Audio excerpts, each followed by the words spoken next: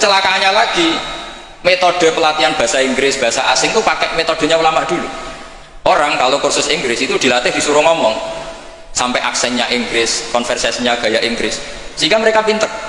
Itu metode kita. Dulu nggak ada guru bacakan murid, itu nggak ada murid bacakan guru. Makanya kenangannya Imam Syafi'i, qara'tu ala Malik al-Muwatta, saya membaca Muwatta di depan Imam Malik. Sehingga murid pinter apa goblok ini gurunya tahu. Nanti kalau bacanya bener terus disahkan jadi kiai. Sekarang enggak, ngaji terus kayak rokokan sampai omong-omongan tetap jadi kiai. Padahal kiainya saja nggak tahu dia pinter, enggak aja nggak tahu. Nah, ini termasuk sanad yang munqati'. Makanya saya ini nyesal senyesal-nyesalnya. Di tradisi pesantren sekarang ngaji sorogan itu jarang. Saya alhamdulillah sampai sekarang masih ada beberapa santri yang ngaji sorogan mahali sama saya. Termasuk beberapa Gus Sarang masih sorogan sama saya. Karena Mbah Mun tuh nggak mau ngasih sanad kecuali sorogan. Jadi dulu saya ngaji sama Mbah Mun, cucu kandungnya Mbah Mun mau sanad mahali nggak langsung Mbah Mun, harus lewat saya karena Mbah Mun sudah tidak sorogan mahali karena sudah sepuh. Nah pentingnya sorogan itu orang mustakil, murid ini mustakil, bacanya apa ini mustakil. Jangan sampai ngalami misalnya ada murid tanya, Gus walam tardiman itu maknanya apa? Saya yang kecelok orang alim saja nggak tahu maknanya lam tardiman. Setelah tak lihat ternyata di bab khed walam tarodaman, dia baca langsung lam tardiman. Ya bingung, kok saya sampai apa? Madatul kalimah dari apa, mustaknya apa, sorofnya. Akhirnya saya coba kitabnya tak lihat, ternyata walam taro daman, dia bacanya langsung lam tardiman. Itu banyak sekali. Nah makanya saya mohon di dukun ini orang-orang yang alim atau ustadz alim itu harus tetap ada tradisi ngaji sorogan, terutama bagi khiyaru ahli, orang-orang pilihan. Dulu sahabat ngaji Rasulullah Quran itu ya sahabat yang baca. Dulu saya ngaji Quran, setor Quran min awali hatta akhiri, ya saya yang baca.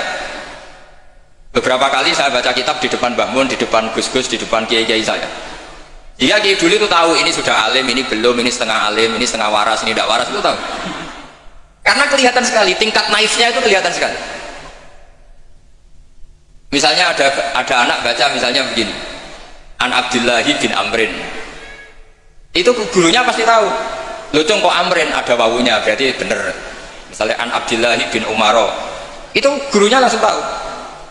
Nah sekarang itu enggak, murid itu hanya mendengarkan, sehingga kadang-kadang ada orang itu baca Ibnu Ubay bin Ka'ab, itu dibaca Ibnu Abi, anaknya bapak ini senrak kowe cung. Jadi ini kecelakaan seperti ini nggak boleh terjadi. Ada lagi murid yang tanya gini, ini setengah pinter tapi ya setengah goblok. Saya pernah sorogan fikih ditanya, tidak boleh nikahi zaujatul ab. Saya ulang lagi ya, wala tangkihu manakaha abaukum minan nisa ila matat salaf. Tidak boleh menikahi istrinya bapak. Itu orang Jawa langsung protes, Gus, bojone bapak rak ibuku. Itu setengah pinter setengah goblok. Setengah pinter karena di Jawa rata-rata orang itu istrinya satu, artinya kalau bojone bapak ya pasti ibunya dia. Tapi kalau dibaca di Arab, wong Arab itu kan bojone papat sing telu gonta ganti, sehingga bapaknya ini kadang pernah nikah sampai 10 orang. Islam Aswaja Channel dan Kun Alafa Media mengajak untuk mendoakan beliau, dan semoga video ini menjadi amal jariah beliau dan bermanfaat fitini wa dunya hatal akhirah buat kita semua. Lahul Fatihah. Paham ya? Orang Arab, mungkin orang Jawa Timur ya untuk Arab, banyak kiai yang istrinya ada satu kan.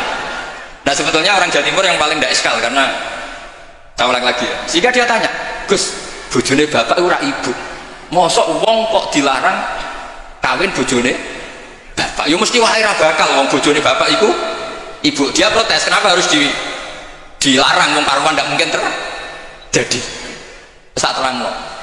Kalau orang Arab kan mungkin, yaitu bojone bapak satu ibu kamu, dua Sri, terus Wahyuni atau siapa. Ini orang yang pernah dinikahi bapak kamu itu haram kamu nikah. Nah berhubung dia orang Jawa, bojone bapak itu mesti ibu, karena ibu istrinya satu.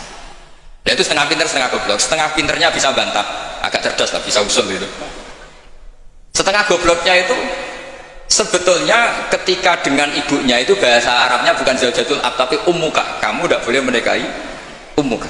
Jadi bukan dimasukkan zaujatu abika. Jadi kalau dalam bahasa fikih itu status yang dipakai status terdekat. Jadi misalnya Saya menghukumi ibu saya ya ummi, itu ibu saya. Tapi ketika istrinya bapak yang lain harus distatuskan zaujatu abika. Itu tidak bisa, kalau orang nggak sorogan itu tidak bisa. Nah kalau orang-orang NU, orang-orang pesantren saja sudah ada alim, apalagi yang di luar kita. Karena tadi sanad ini sudah mulai mengkotak, ini sudah agak kecelakaan betul. Dulu Imam Malik tuh ngaji di depan Imam Malik ngaji di depan Imam Zuhri, ya sorogan. Imam Syafi'i ngaji di depan Imam Malik, baca muwatok, khatam benar semua. Terus qad ana laka antuftiya, ana itu sudah saatnya kamu iftah. Karena baca min awali hatta akhiri benar semua. Masih ngaji sama Sufyan bin Uyainah, masih ngaji sama Sufyan As-Sauri. Terakhir beliau ngaji sama Muhammad bin Hasan Asy-Syaibani di Irak. Itu semuanya yang baca Imam Syafi'i, sak logikanya. Terakhir dites begini Imam Syafi'i, sama sih. Saya termasuk sering baca kitab Risalatus Syafi'i. Saya sering baca kitab sering baca kitab Risalatus Syafi'i. Itu dites begini. Kata Sufyan As-Sauri, ya Abu Abdillah, kalau manggil Syafi'i itu Abu Abdillah, ma makna hadisi la tuharrikut tayra min makin natiha. Gurunya yang satu tidak baca makin natiha tapi min wakanatiha. Jangan gerakkan burung dari sangkarnya. Kalau sampai yang dibedai itu dijawab ini kurang penggawean apa ngobrak-ngobrak manuk kan gitu. Tapi Imam Syafi'i dengan fasihnya menerangkan orang Arab itu kalau mau pergi itu tatoyur itu pakai ukuran terbangnya burung. Nak digusah terbang ke kanan ila aimana berarti alamat baik. Kalau terbang as'ama atau kaisaro berarti buruk. Nah itu kalau ada burung di hutan terus digusah. Kalau nggak ada burung di hutan dia memang nyimpan burung diletakkan di kurungan, tapi kurungannya dibuka terus diubrak. Nak terbangnya nganan baik, kalau ke kiri buruk. Makanya disebut di Quran innama ta'irukum ma'akum inna tatoyarna bikum, karena yang dipakai ukuran itu ta'ir itu sesuatu yang terbang. Itu Imam Syafi'i langsung paham. Adatul Arab kalau mau pergi itu melihat terbangnya burung. Sehingga makna hadis la tuharrikut tayra min makin natiha, jangan mentaklekkan barokah tidaknya pergi berdasar terbangnya burung, tapi berdasar pergi kamu itu fi taatillah atau fi maksiatillah. Nangis gurunya, padahal masih Imam Syafi'i umur 15 tahun. Wong kok pinter ngono.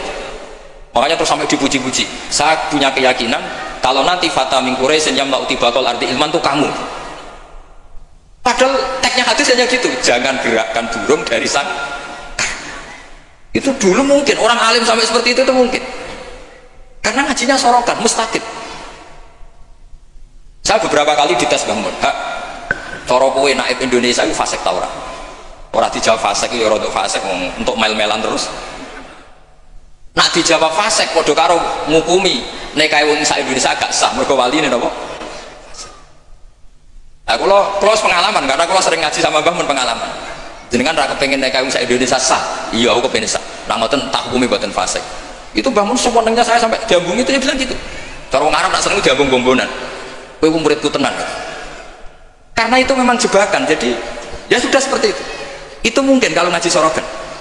Tidak ngaji kilatan ya maunya nggak isolawat dok. Soalnya oh semata ada uang tenan das. Amit tenan das. Loh kenapa? Solawatnya baik. Islam Aswaja Channel dan Kun Alafa Media mengajak untuk mendoakan beliau, dan semoga video ini menjadi amal jariah beliau dan bermanfaat fitini wa dunya hatal akhirah buat kita semua. Lahul Fatihah.